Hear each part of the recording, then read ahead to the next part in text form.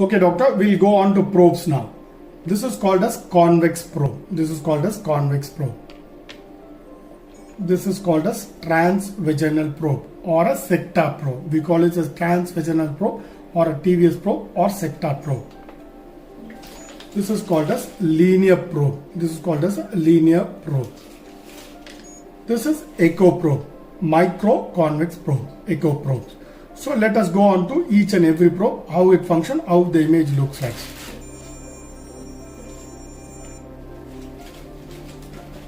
Okay. So now we will go on to first probe, that is what is called as convex probe. If you can closely watch this convex probe, this end is the convex part of it.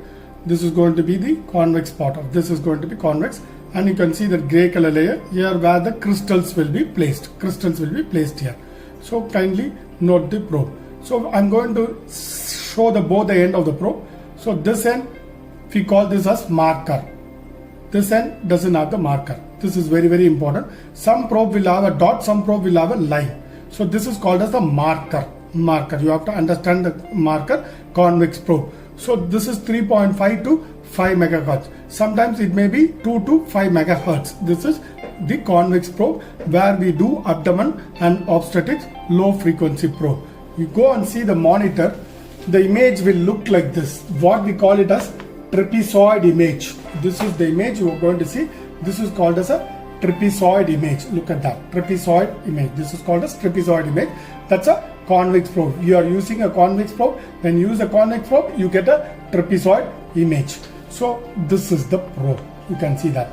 So the marker will come here. The M indicates the marker. So M indicates the marker. M means this mission is mind raised, so they kept M. If it is GE, the GE will come there.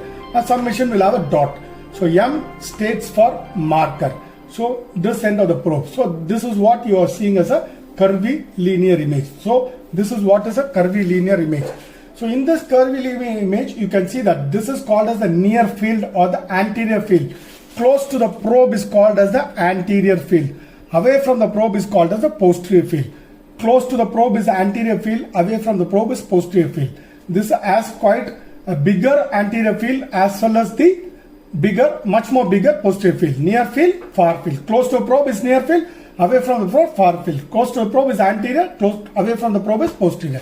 This is convex probe. This is convex probe.